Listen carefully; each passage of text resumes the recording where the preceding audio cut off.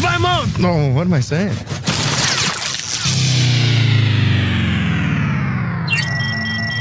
What, this?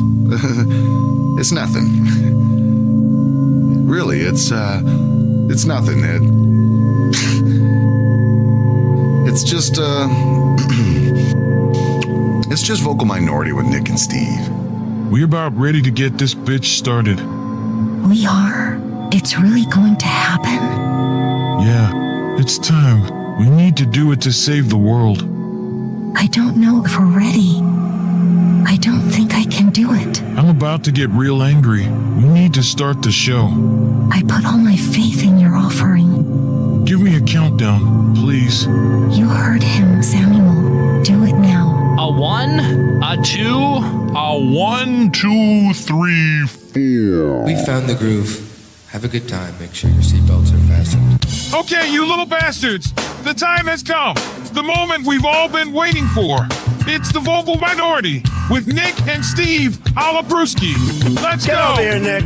I'm right here, dude. I'm not wearing a seatbelt today, dude. I did not strap up. I'm just going to live a little dangerously today. Is that all right? Well, as the show open says, someone's got to save the world, and that's what we're here to do. Clearly, somebody's got to. So funny, dude. I don't know. You ever listen back to something either you said or did, and you're like, why did I do it? Where was my head, dude? What was I thinking? Oh, sure. Some late-night Stony editing production session. Yeah. Funny at the time. Rachel was listening to the podcast, and she heard that. She was like, who is Samuel? Like, what? Save the world? What are you talking about? I was like, save the world, dude. That's what the podcast is. I mean, right? Public service. We take this stuff seriously. So, but we have to hit 1 million downloads in order to save the world. So everyone, unless you wanted the planet to implode, start spreading the word out there, please. Let me tell you, if you do not subscribe and download this podcast, you're not going to recognize this world. Okay? I mean, you're not going to recognize it. We got to get it done, guys. Yeah, We're not it's going to on have you a country if they don't do that. No. We're just not going Right. to. Yeah. We're all moving to Canada, which there's already a Vocal Minority show up there, so we're going to have to take them over. So don't make us invade Canada. Let's just It's a show. Let's just say this is the Vocal Minority first and foremost. They ripped us off, dude. They did, yes. So Yeah. I don't hate them. I mean, imitation is what? The sincerest form of flattery? That's what they say. And we had a trademark on this name, but it was an American trademark, so I think the Canadians could have taken it anyway, so who knows. But You're tuned in to the OG Vocal Minority with Nick and Steve Olabruski. Welcome to the podcast. yeah, find the website, thevocalminority.net, and find the social medias. We're active again on the socials. Shut down at the holidays a little there. I had things to do, but we got some good videos posting. Yeah, got a couple of them. Yeah, we People do. seem to be enjoying them, too. I mean, And some new ones coming. A good one with commentary on females and dating and all this stuff that I think starts off offensive but ends with wisdom. So check the websites. check them out. And to the basement creeper that hasn't bathed in 9 days and hasn't had a haircut in quite some time, a mohawk is a choice. And I made that choice. Just wanted to let you know. I love that Nick gets one comment directed at him. It's been festering in your brain for a week now. It hasn't. Let me be honest with you. It's not been festering, but it was so funny that when I told Rachel, I don't know if you saw the comment, Brisky, someone made on one of our videos. It was like, 37 years old in a mohawk. That's a choice. That's all it said. First of all, I'm not. No, it said 36. I'm It said 37. 46. No, it said 46. Right. 46. Okay. Yes. Which I wondered how do they? That's pretty close to your age. So how they do that? But It's very strange. I must Maybe be they're holding regular my age. listeners. They could be. Yeah. it was on the Green Day video. I thought they were talking about one of the Green Day guys, but Nick immediately knew they were poking at him, and Rachel took apparently great offense to it. Rachel saw it, dude. And let me be honest with you. This is the first time she's ever seen a comment, probably, that was directed only at me for my physical appearance. Yeah, She was no like, death threats for harness. Just Nick can poke that. well, we've had plenty of comments that I've been a part of about something we've said, but when it's a physical thing, she was like, "I'm gonna comment back." I was like, "No. Don't worry, I'll be addressing him on the show, you bastard." Normally, Nick gets complimented on his T-shirts on the YouTube channel. So someone went after your mohawk, though. So I'm sorry. Yeah, it doesn't bother me. It is a choice. I made the choice. But speaking of choices with hair, I, for the first time last night, almost called a phone number that offered to regrow my hair. Really? I mean, I was watching it, and I can always Rachel has never told me, like, you should definitely do that. But she's made little comments, like, would you ever think about doing that? She said things to me in the past, so I know that, I don't know if it bothers her or she knows that it sort of bothers me that my hair is thinned. But I was like, last night I was like, I may call that number. That's the best therapy I've seen thus far. I don't know how they do it, but guys walk out in one day with hair that's thick. Oh, come on. But I mean, why it's not got just to get be plugs or something. Nope. How do you grow anything in 24 hours, let alone hair? Brewski, do you know the answer to that question? No, but I would just suggest to you just go get a rug. Oh, yeah. Well, see, I'm not bald enough to have a rug. I'm not even bald. I'm just thin. I don't think I can get a rug unless I shave my head. No, not just that. There are women actually who have full heads of hair who actually go and they buy wigs that they wear and they just put their hair underneath the wig that they're wearing. So you can get a rug. Totally, dude. I don't know if I'm that self-conscious about it yet. Well, just do your research on whatever this company is. I've told you, I've said on the show before, I've been taking Propecia now for 4 years. And, you know, I'm thin, but I still got hair up there. It either slowed the loss or has, leveled it off or something. You know, listen, dude, if I was in your boat, I wouldn't even care. I can't even tell you how many times I've thought to myself, I need to find like the next girlfriend before I go bald. I just need someone to love me before I go bald. Right, because then once she loves me, I can go bald. I don't care. But meeting somebody new when you're bald, oh boy, that's no.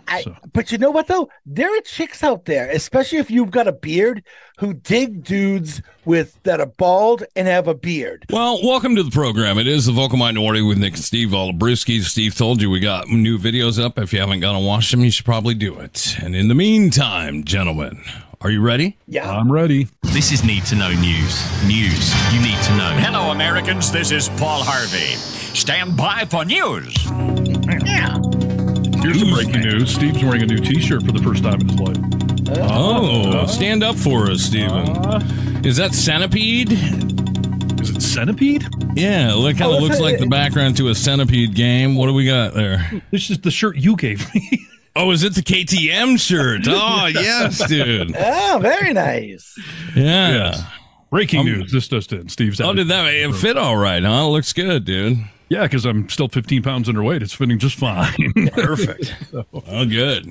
All right, let's discuss some actual news beyond my cutting-edge fashion. Steve Harness. Yes, indeed. Okay, let's see. Let's pick on Elon Musk for a quick moment here. We've talked about him before, the fact that I don't think he understands so many aspects of his own life. Like, first of all, running a media company like Twitter is, and X or whatever the hell it's called now. And the fact that he keeps offending sponsors and now he's trying to sue people because he lost sponsors. I mean, he's clueless as to how that company works, and I'm finding it a little humorous. Oh, yeah. I'm beyond a little humorous. I think the problem is the money, Stephen.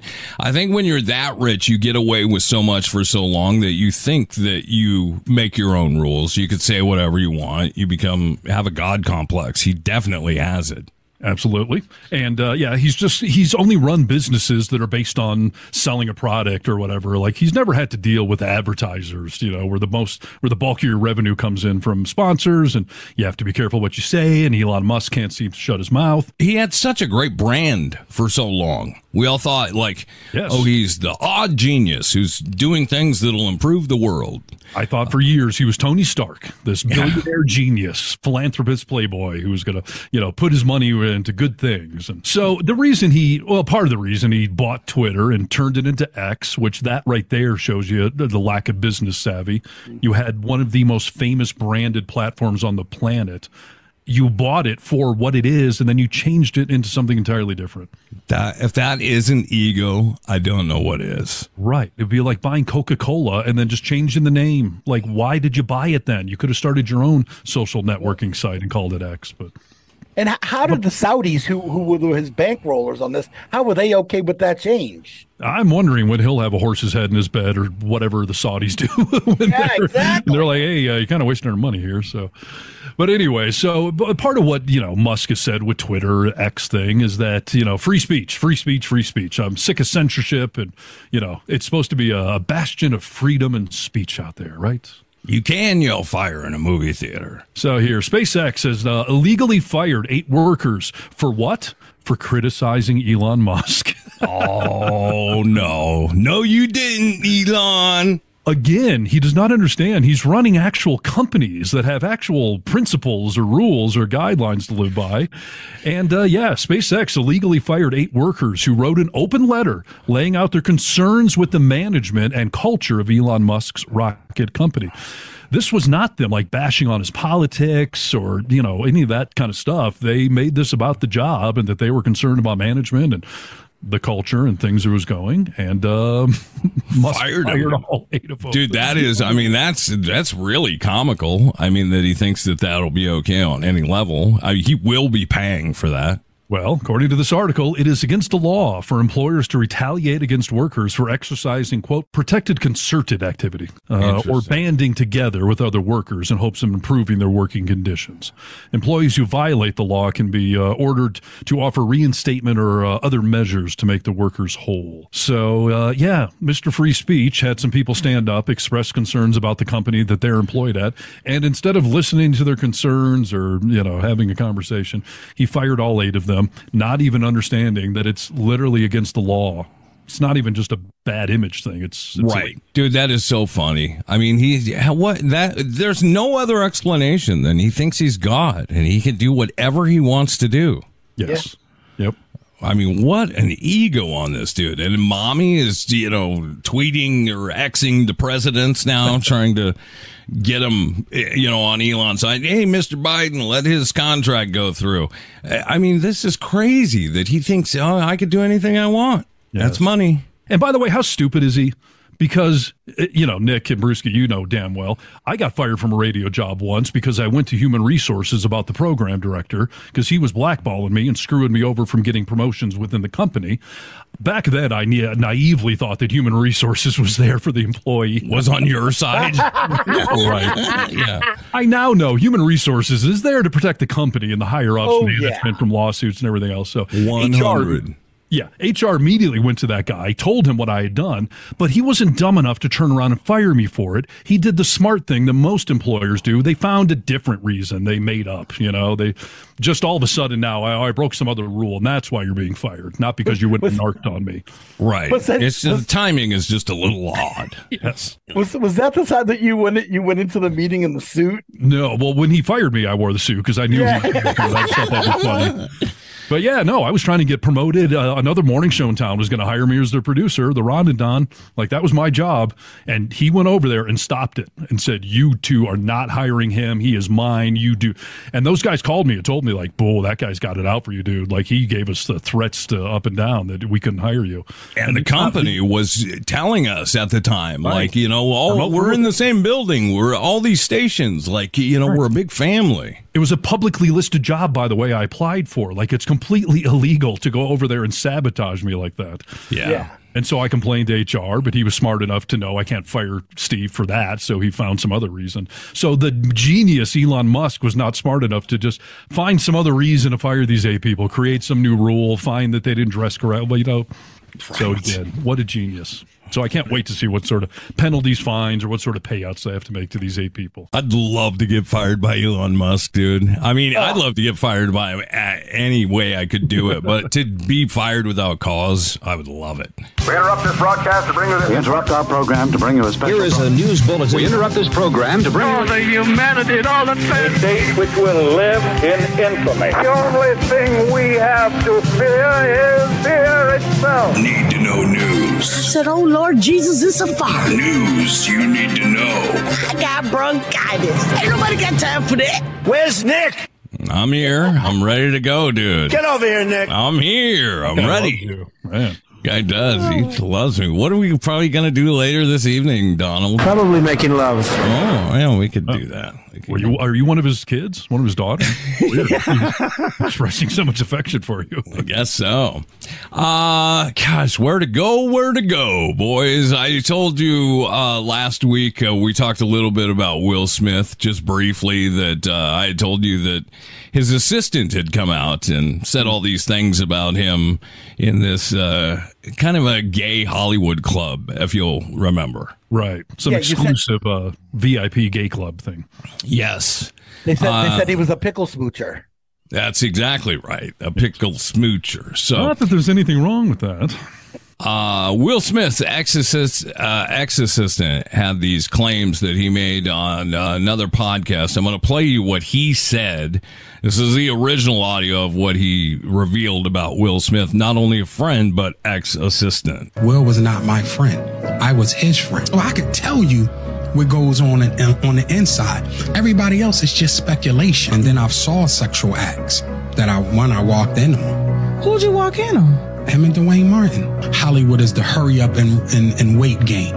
So 3 minutes later, after them telling me, hey, you got eyes on Will, we need him to come watch this.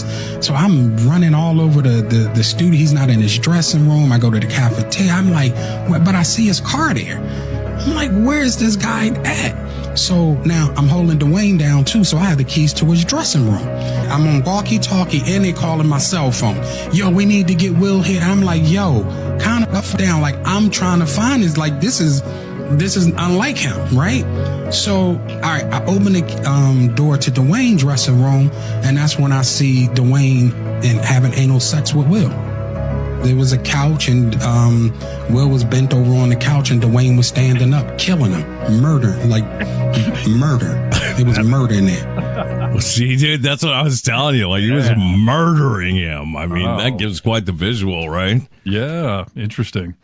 Yeah, so it took, let's see, I think it took 9 hours for Will Smith and Jada to come out and dispute these claims. Yeah. Which those two have no credibility to dispute any relationship issues at all, now that we all know the marriage has been fake and all that. Yes. Oh, completely. And by the way, Will Smith, if this is true, now is the perfect time. First of all, none of us care about if you're gay in Hollywood, okay? We could care less. Right. But it would make a lot of sense to come out and say, like, listen, I was living with the shame. That's why I had this fake marriage going on. But I'm just going to embrace it now. The marriage was fake. I'm a gay man. And everyone would say, hey, good for you, man. Live your true self then. Too bad that you had to stay in the closet for so long. You know, that's we feel that's terrible. Welcome out. I don't think that the certain communities would gravitate towards him any longer. Possibly. Which community? Back in Philadelphia on the playground? No, you think about the black community. I honestly think that especially amongst those who were very religious, you know, I think that they would not accept him any longer. Now, fortunately, Will's kind of at that point where like the Onion had this article one time that said Will Smith, the black man, every white person in the office can agree upon. Right. And granted, listen, I know what you're saying, that there's probably still a bit of a stigma in the black community about that, but Will Smith's not an up and coming actor. I mean, he's super well established. I would think if anyone could be a front runner, a pioneer on that kind of thing, if anyone was going to be embraced, you know, that it would be him. So yeah, I would challenge him to just step it up and be honest about it all. But Smith and Jada Pinkett denied the allegations, said that they would take legal action. But in this recent interview, this ex-assistant, Bilal, said that they both know the truth. The reason Will responded, the reason Jada responded is because they know it's true, Bilal said. They responded in less than 9 hours. He knows what I saw in that dressing room. He knows other things that I've seen, too. Well, as we've talked about in the show before, you can't sue somebody if it's true. You know, even if it makes you look bad in your opinion, if it's a factual thing, there's no basis. And obviously there's other people involved, so discovery is a painful process, much like anal sex. And I will say this, Dwayne Martin was married to Tisha Campbell. Who's Dwayne Martin, by the way? I don't know who that is. Oh, he's been in a bunch of TV shows, mostly UPN and CW stuff. Okay. Like All of Us and all that sort of thing. But he was married to Tisha Campbell, and if anyone's going to know what Mr. Martin was doing, either around him being around Will Smith or before, it'd be Tisha Campbell. This is kind of like why Trump threatens a lot of lawsuits but doesn't follow through, because they know that at some point discovery and witnesses will come into play, and you don't want those things being brought up. So I'll be curious to see if they actually file a lawsuit or just bluster about it. Well, he says, I mean, he brings on the challenge. He said, Jada, listen, in 2 weeks, if you don't sue me in 2 weeks, if Tasha K, who's the host who had him on when he revealed this, will have me, I'll be back here and I'm dropping evidence. You said I extorted you. You said I was a money shakedown. You said a lot of things about me, Bilal said. Jada, you bald-headed liar and a drug addict is what he says. Actual statements. Yeah. Wow. There you go. Interesting. Well, he doesn't sound like he's backing off. Obviously, if he was making this all up, this would be his chance to, shrink away into the corner. But so, boy, that's interesting. Looks like Will Smith may be living a life of lies. So. Well, yeah. I mean, I guess we're going to find out because, hopefully. I don't think she's suing. I don't think, just for the same reason you just said, like, you got to prove that it didn't happen, and he can prove it, dude. Apparently, he says he has evidence, so. And this would explain why Will Smith jumped up and slapped Chris Rock. I mean, the guy's just got all of this tension and stress bottled down deep inside of him. A little spark is all it takes. Totally. Maybe Chris Rock knew all this stuff, too, and he was just having fun needling Will Smith. Yeah, compensating. I mean, Will Smith was on the spot. What did he do? Something he felt was uber masculine. I'm going to go up and punch this guy in the face. Like, you compensating much there, Fresh Prince? So Chappelle, his new special on Netflix just dropped this past week, and it's one of the first things that he talks about is the whole Will Smith and Chris Rock thing. And he said that night he was watching, thought it was fake, and then after the show tried to call Chris Rock.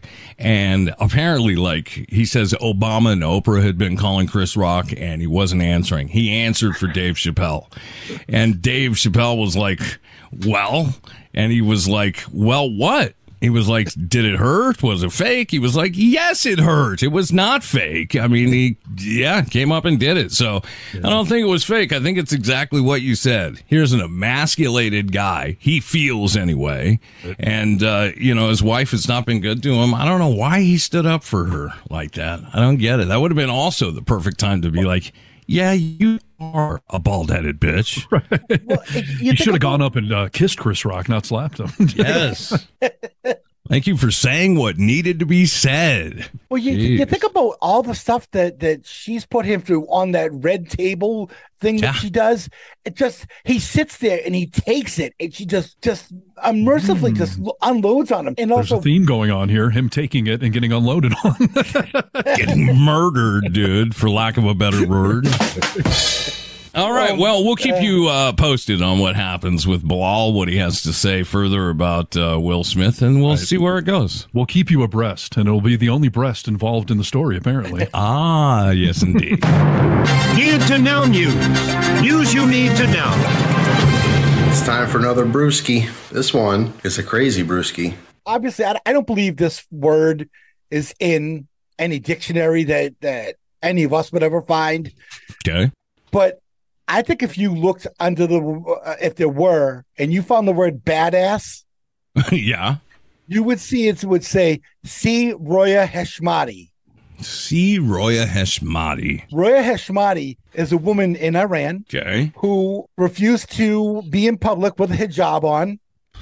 Okay. And she was sentenced to 74 lashes for not wearing a hijab. It says, and she knew that was coming. By the way, I mean, she knew, right? Well, this is what makes her even more badass. When they went and picked her up at her house to take her for to get lashed, yeah, they told her to put a hijab on, and she basically told them, "F off, let's just do this." Put it on my bill. Yeah, exactly. And they brought. It says here, an Iranian woman who received 74 lashes for refusing to wear hijab defined a strict dress code, even as she was taken to be whipped. Roya Heshmati, 33, was charged with, quote, encouraging permissiveness, end quote, after appearing unveiled on several occasions in the capital, Tehran. Quote, her penalty of 74 strokes of the lash was carried out in accordance with the law and with Sharia, end quote, and for violating public morals. Wow.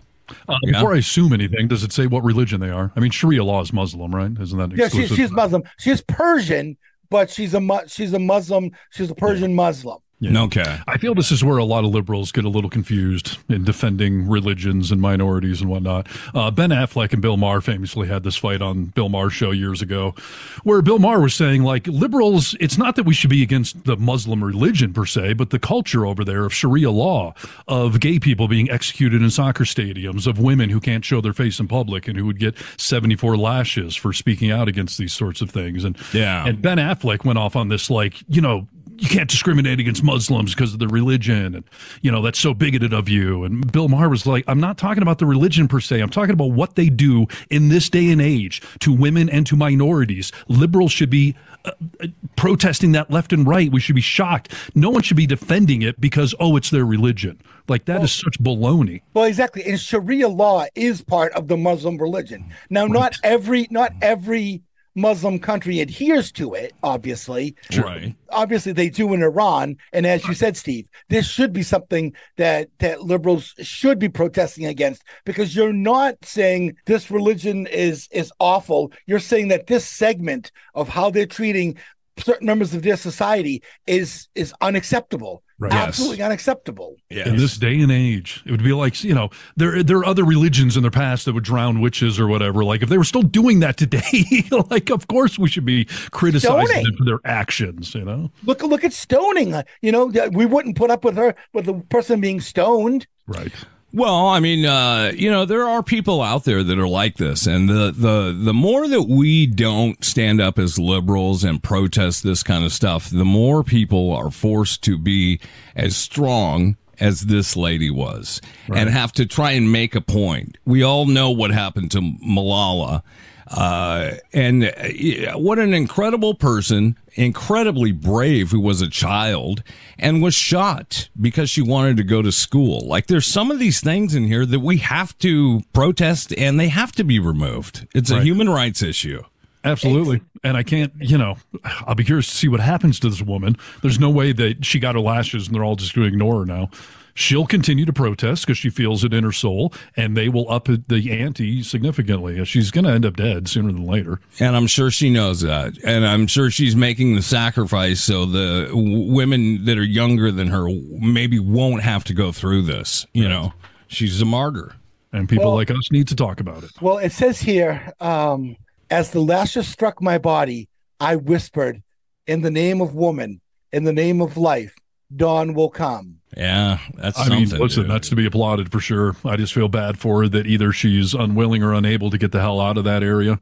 And by the way, I understand someone who may not want to leave their home. It's their home, but yeah, that's a fight worth fighting. But the people on the front line like her, I mean, that's not going to end well. This is also some empathy for people to think about. That it was like, you know what? I don't mind people coming to this country if they do it legally. Like, this is the type of persecution that people are escaping from to try and come and just live somewhat of a normal life. Right. That you have, we have to, I can't even fathom that, dude. I can't fathom it. It's the same with migration coming from South and Central America. It would be like me if my kids and I were under persecution and I decided to walk to Canada from California. Like, that's a long trip that no parents would ever take if it wasn't a absolute necessity. So this whole they just want to get here and be moochers. Like, no, they are fleeing persecution and terrible lifestyles and walking across countries to try to get here. They know they might die on it. They know they might die. In fact, it's a good chance they might die on this journey. Or be enslaved or into prostitution or, all sorts of terrible things with the, mafias and mobs going on down there. So that is a badass, Brewski. Bison Brewski. I would suggest if you get a chance, do a Google search on her name. And there's a picture on this news story. And when I tell you her back is purple, it looks like a raspberry. Yeah, I would imagine once you get 10 or 20 lashes, it's all probably the same. She's probably numb at that point, but 74 lashes, 74. And the thing about this that really she murdered someone, right? She did something terrible, right? No, she just didn't wear a headscarf because men supposedly can't control themselves. Right. How about just making dudes be responsible adults and control their urges? Like they're going to see her hair and get all horned up and commit some sort of unspeakable act. You know what I mean? How many lashes do rapists get in that culture over there? Is it 0? Yeah, I would think it probably. I think you're probably right on with that. We know horny on this show. We've been trying to control the animal that we call harness for a while now. I mean, he's horny, but you can control yourself, right? You don't just go around lusting and licking. It is such a misnomer that, horny people are rapists. Right. Like, that's completely not true. Rape is a violent act of aggression. It's not about getting off. And otherwise, every man would be raping 24/7. Every guy is always like that. I mean, it's preposterous to try to connect those dots. Say your name again, Brewski.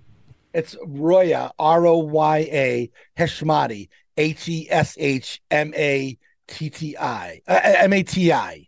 Mati.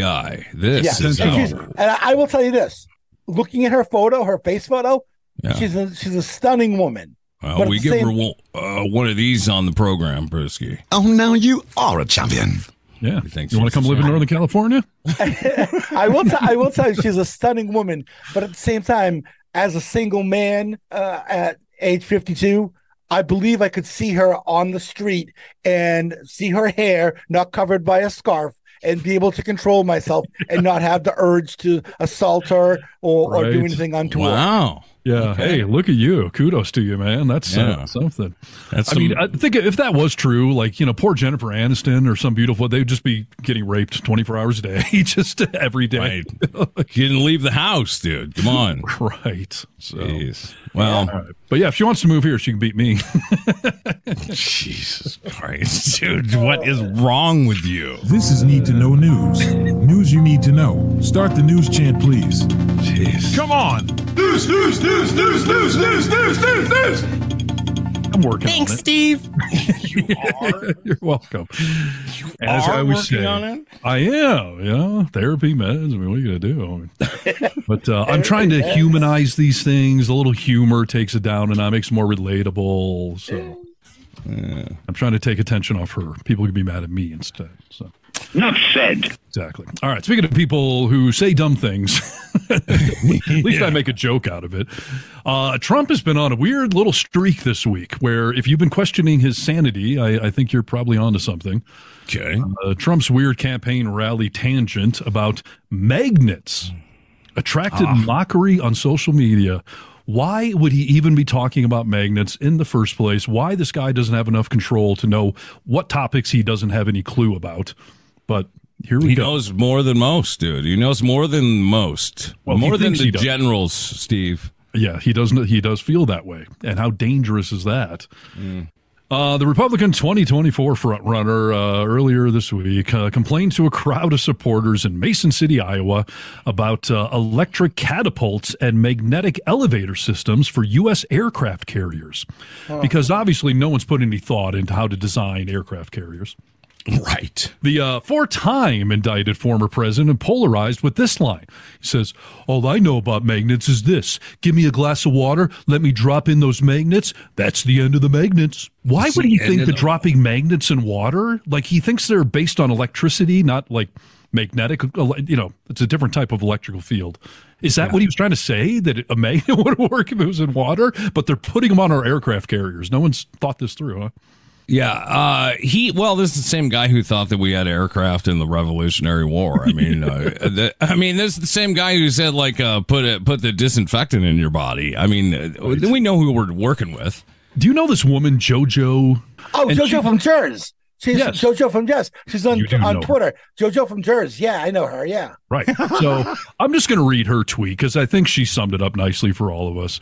Okay. Donald Trump said that magnets don't work in water, that no one would know who Lincoln was if we hadn't had the Civil War, and that there were airports during the Revolutionary War, all while bragging about being able to identify an elephant correctly because he's an effing moron. Wow. And she hit the nail on the head, right? Right. And yes, we've talked before about these airports during the Revolutionary War, which he's, I believe, now said more than once. Yes. And yes, what about this Civil War commentary this week that Trump feels that Lincoln should have negotiated better, or that Trump could have gone back in time if he had been back there? He would have negotiated because he's the master. Like, dude, what level of ego do you have to presume backwards time travel, and you could have fixed everything? Totally, dude. And what he was saying about the, negotiation and everything with it, it reminded me of one thing. And it really showed Trump's colors. Do you know what it reminded me of?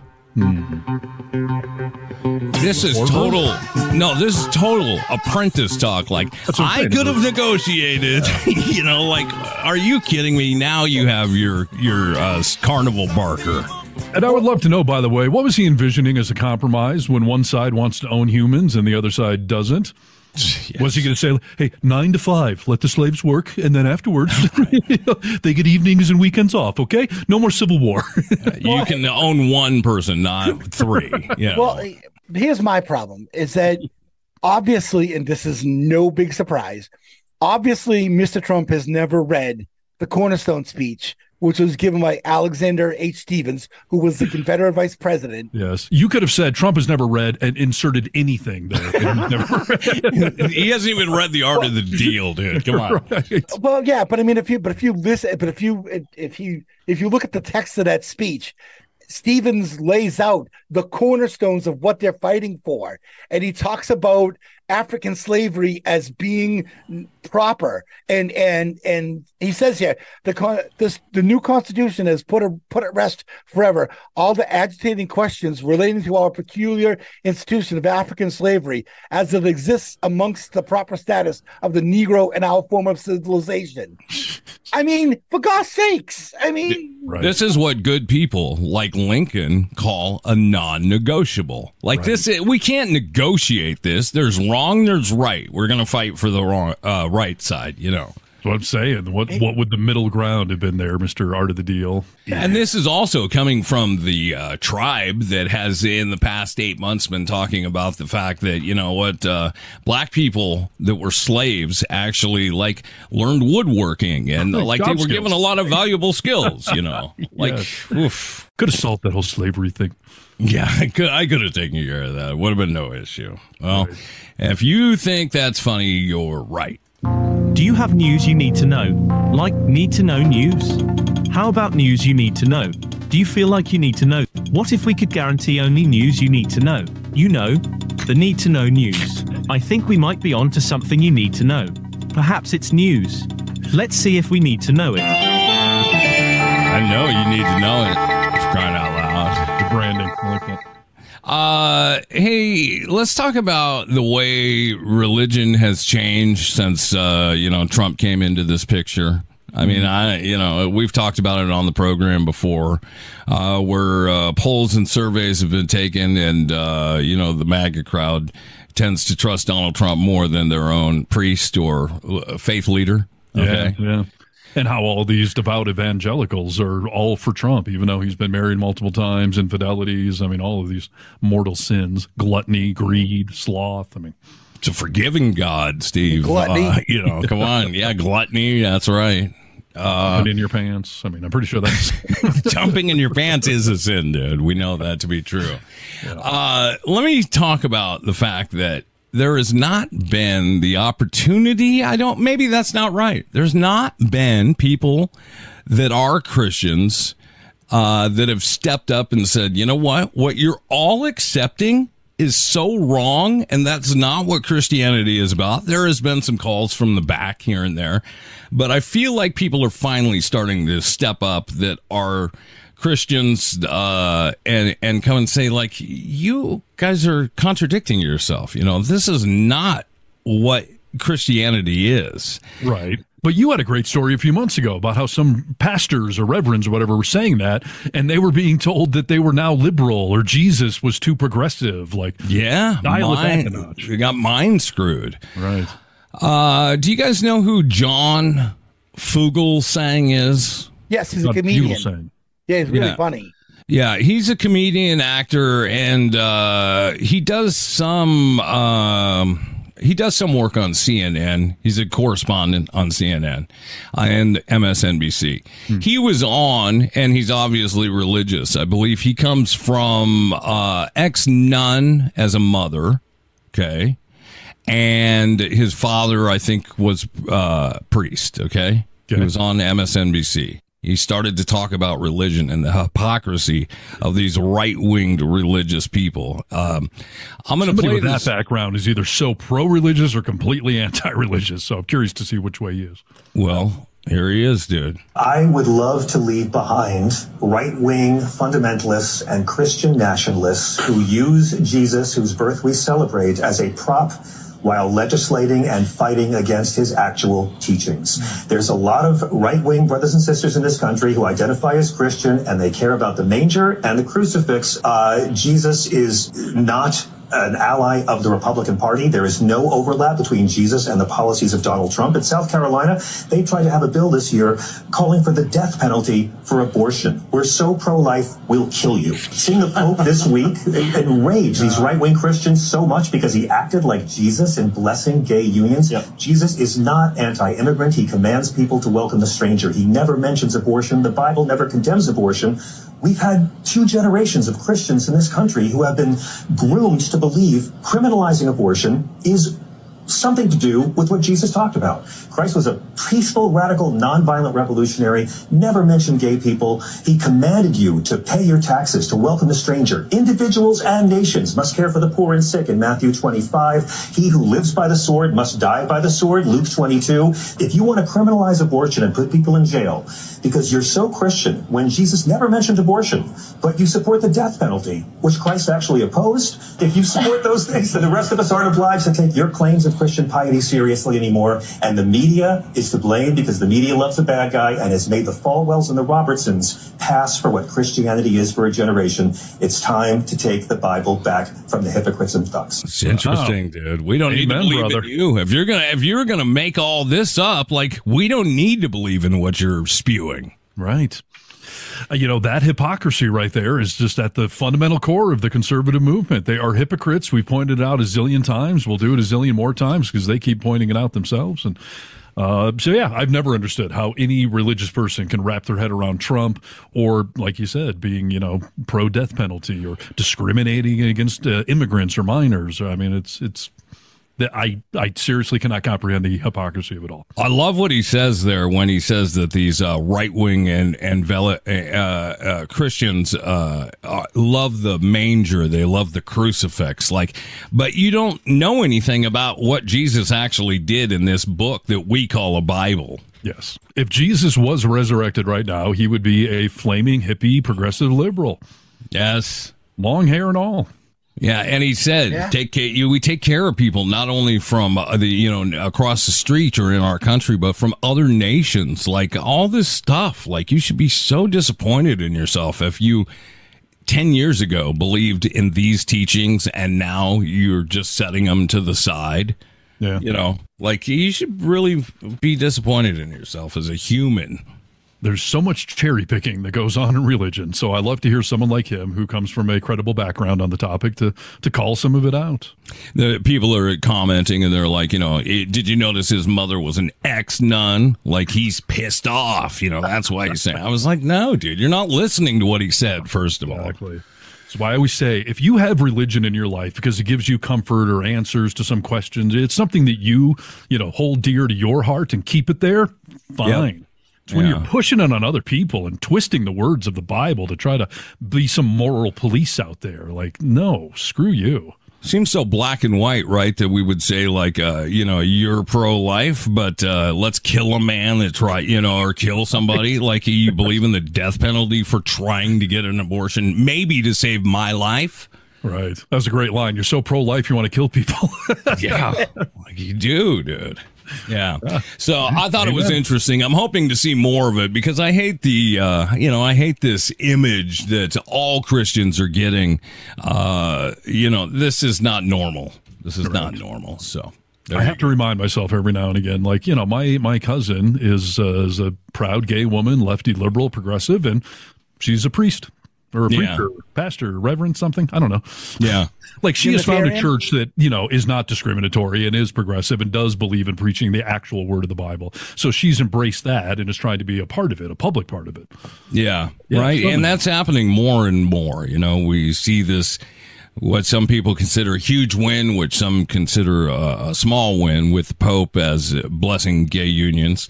I think I've told you guys before, when Rachel converted to Catholicism, that was one of her big things, is when she was going through the whole process of this and the learnings, she told this deacon that she was working with, she was like, I don't know if I can say that I believe in all of this. There's things I believe in, but I believe in gay marriage. I believe love is love. And he was like, you're at a Catholic church on Capitol Hill. Like, of course you do. So do I. And it's what made her feel comfortable, Right. So, and my cousin's in Minneapolis, Minnesota, a very liberal, progressive city and all that. So, it makes sense. I just wish that was the face of religion that was shoved in all of our faces more. The progressive, open-minded, encompassing side, not this discriminatory, you're wrong side. Yes. It makes religion very ugly, is what I feel. Makes it easy for me to criticize, so you people should stop it. All right. We interrupt this broadcast to bring you this. We interrupt our program to bring you a special. Here is a news bulletin. We interrupt this program to bring you the humanity and all the things. A date which will live in infamy. The only thing we have to fear is fear itself. Need to know news. News you need to know. The Knight's a puppy. What else would you have to fear besides fear? Isn't that like saying... I always wondered, dude, what was he saying? The only thing we have to fear, of course we fear fear. The only thing that will get you wet is a liquid. Oh, that's deep. It just doesn't sound as inspiring when you say it, dude. I think FDR was trying to say, I don't know, I guess... I know the philosophical point, but of course fear is what you have to fear. It's just only one step above. This day will not be forgotten. That's the better historical quote. Right, yes. All right, Brewski, sorry, go ahead. Well, I've got a story about something we should fear, and that's angry customers in fast food restaurants. I've seen a lot of good videos on that topic. Getting bad out there. Yes. Taco Bell worker slapped by angry customer who blew up his own microwave. Will Smith? Was Will mad? Right. So wait, he went home and microwaved a burrito, and the microwave blew up? That's exactly what happened. Oh, wow, okay.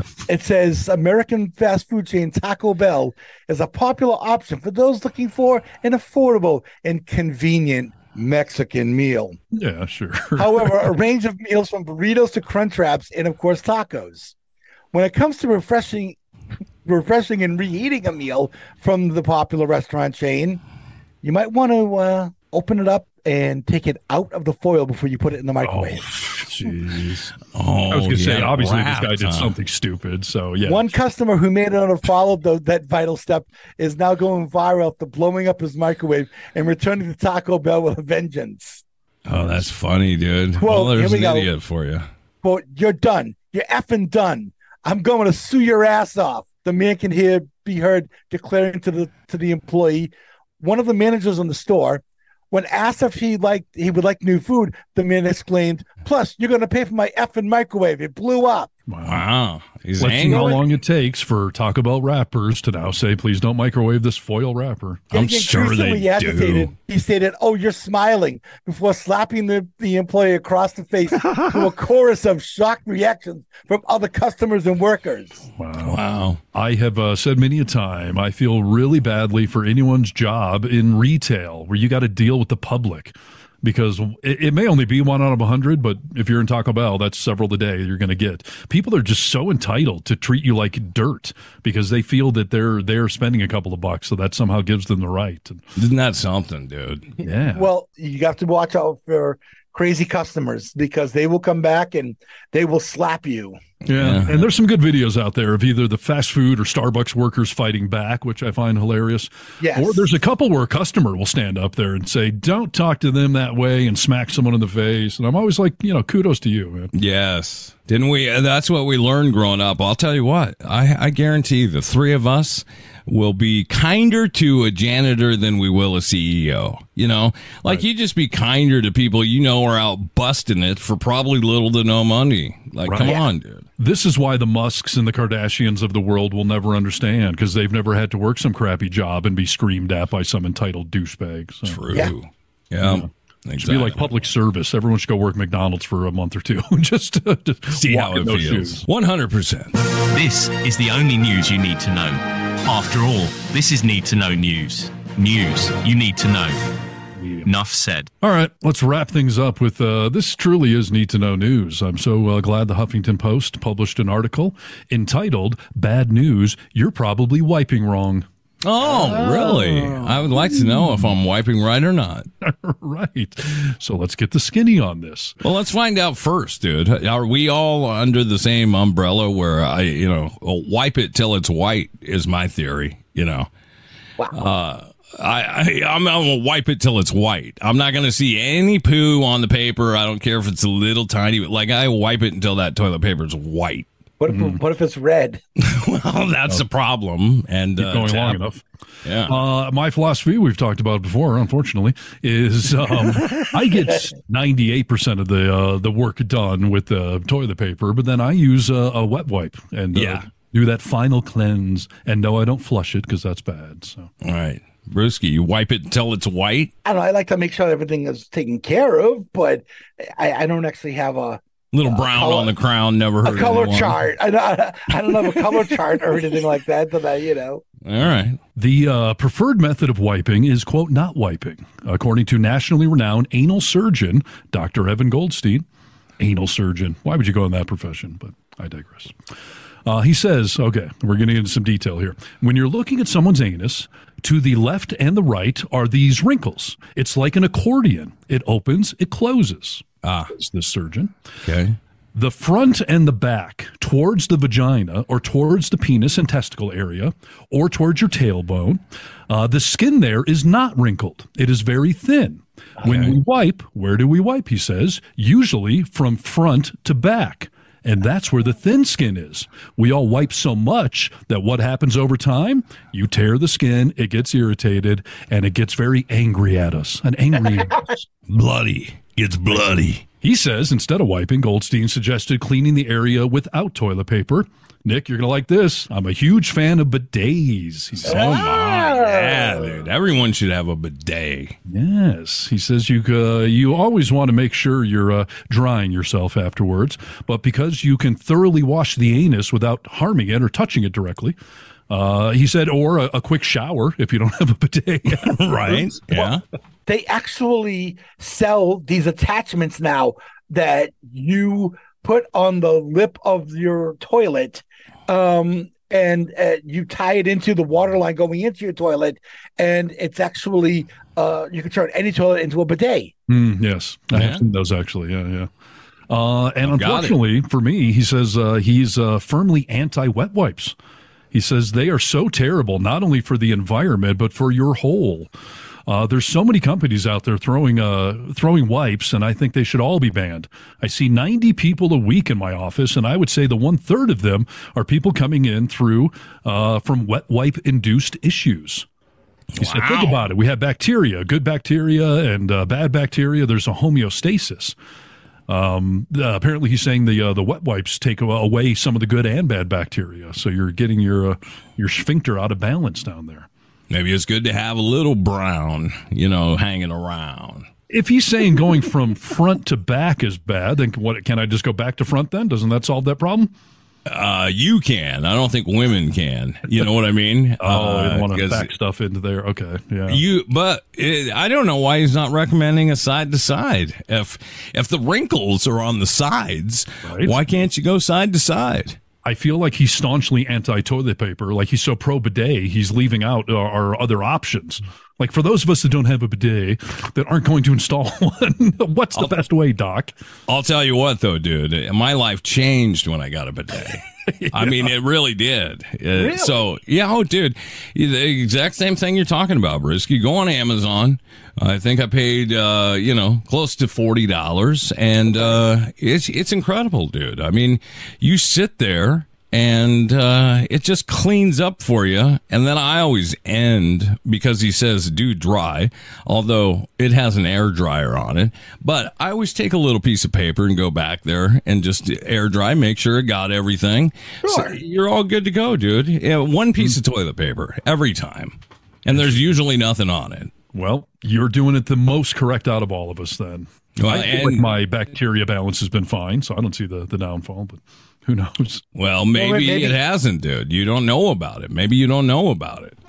But maybe the whatever solution they put on the wipe, the cleaners, who knows what chemicals they put in those things. Yeah. If I sent you a bidet for your birthday, would you use it? I've literally never tried one, so I guess I don't know. I mean, I've always been resisted. I've been at hotels and stuff that had one. A house I moved into a few years ago had one you're talking about. I uninstalled it. Like, get that thing off there. Put a normal toilet seat back on. Dude, if you try it, I guarantee you'll like it. I guarantee it. I mean, I guarantee it. Sometimes I sit on it a little extra long. I mean, it feels so good, right? So, yeah. I suppose I might like it a little more if the water were warm. It's an option, dude. It's an option. It warms the water? Yeah, dude. It's a little higher price for a water warmer on one, but yeah, you got it all, dude. So if you got the green, you can solve your brown issues. So. There you go.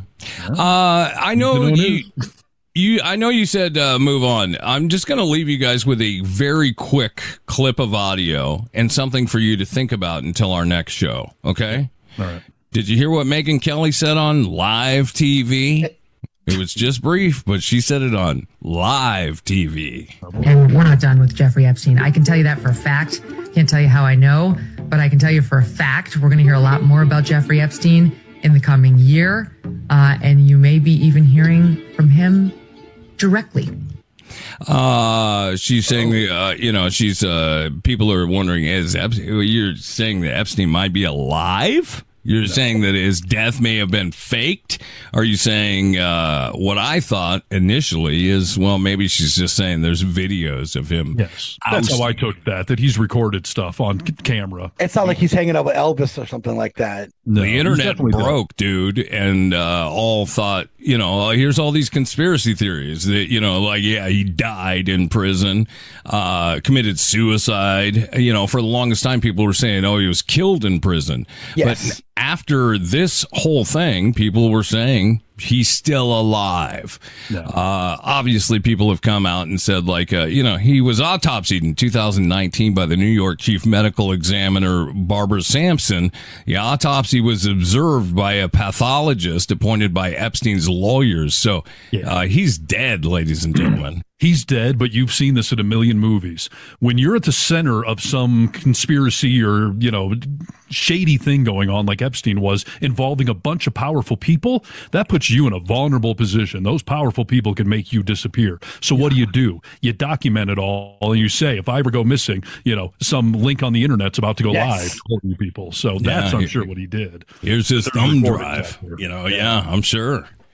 Well, we'll see what comes out in the info, and we'll keep on the story for sure. You have been a part of something real today, something bigger than yourself. It's the Vocal Minority with Nick and Steve Olabruski, and thank you for listening to the podcast. Yep. Find the website, thevocalminority.net. Find the social media. Share like it's acid at a Grateful Dead concert. Goodbye, Brewski. Auf Wiedersehen, Brewski. And we say bye-bye. Test 1 2, test 1 2. Stop.